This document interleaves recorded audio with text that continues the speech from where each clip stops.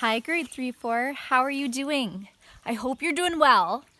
I know with all the rain, we are stuck inside a bit with our families, and sometimes when we're in such close quarters, we just need our space. And it's tough to find. So today, find your own little space, little quiet corner where you can take some time to yourself. I'm going to share my quiet space with you today, and we're going to do some cartoon drawings and look at a little poem. So let me show you my quiet spot and we'll get started. Here we go. So here's my little stream, kind of created from all this water. If you listen, can you hear it? You can hear the birds, you can hear the water. So we're gonna have a nice little poem and some cartoon drawings right beside the little stream. So the poem today is Musical Mona, and you have this poem in your hard copy of resources. So you can get it on out, hit pause while you get it out, and once you have it in front of you, you can click play again. I'm gonna read it to you. While I'm reading, if you haven't noticed already, I've highlighted and circled some stuff in my poem. As I read, you can try to figure out why I highlighted and circled the stuff that I did. So that's your challenge. While I read, you need to figure out why in the world did Miss Saka circle some lines and highlight other words. Here we go. Musical, I can't even talk. Musical Mona. Mona mooed at the moon. Make me find the perfect tune. Mona's mom made some milk. Said it made her voice like silk. Mona wanted to make it melt. Make the music one to belt. Music moved in her soul. Memorable music, the main goal. Music moved out of her mouth. Heard from north to way down south. There we are. I've highlighted M's. Why in the world would I highlight M's? This is from our poem from before. This is alliteration. So alliteration is two words side by side and they both start with the same letter or blending sound. So my sound is M. Musical Mona. Mona mood, Mona's mom. Words side by side that start with M. And then these pink guys, moon, tune, milk, silk, melt, belt, soul, goal, mouth, south. They're my rhyming ones. And I have a little bit of repetition here in blue. Music moved, music moved. So that's a little bit of a review from our last poem. And today, with this poem, I'm going to introduce two new things. The first one is in orange. Said it made her voice like silk. That is a simile. Can you say simile?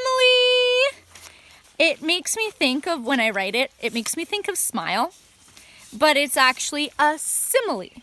And a simile is when we compare two things using like or as. And it's very similar to a metaphor, if you've heard that one before. But today we are going to focus on simile. And you can sing it with me, simile. Here we go. So a simile is using like or as to compare two things. Here we go. Simile. See, kind of looks like smile, but it's simile. The bump on her head was as big as a watermelon. This is a simile because I'm comparing the bump on her head to a watermelon. If I say I'm comparing it to a watermelon, does that mean it's going to be big or small?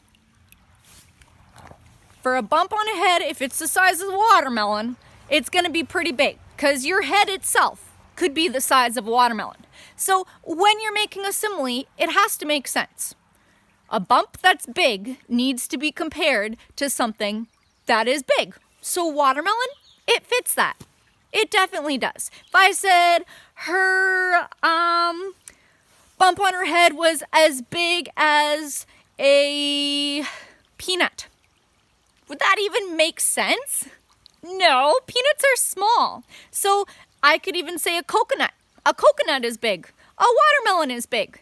We want to make sure that our simile makes sense. So that is a simile. In the poem, they are comparing her voice like silk. Remember, we're using like or as to compare two things.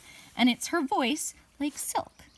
And silk is really soft and to the touch. It's delicate, almost like slippery because it's so soft. And so silk is really, really nice fabric. So her voice like silk, it's soft, it's nice. It could be like velvety. It's like silk. So that's why this is circled. It is a simile. Her voice is being compared to silk.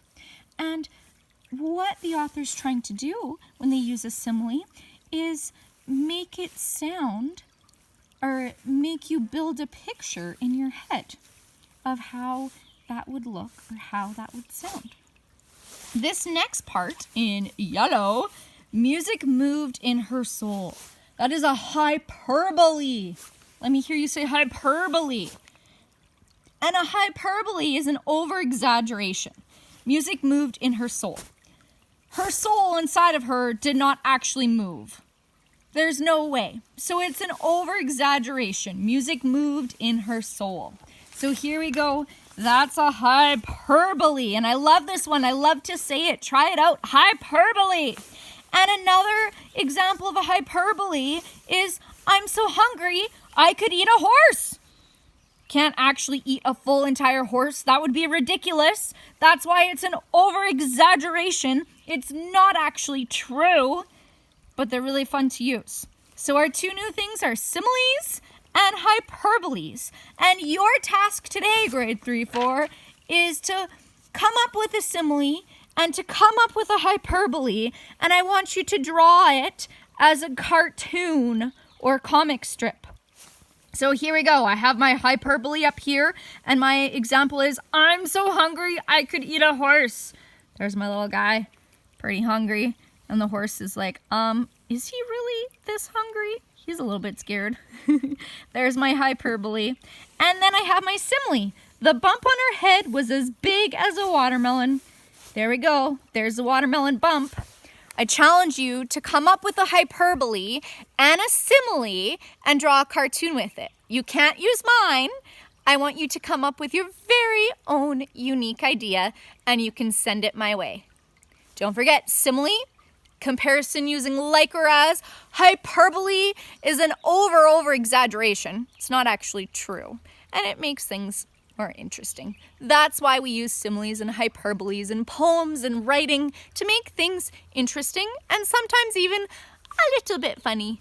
So have a wonderful day, grade 3-4, and I'll see you later.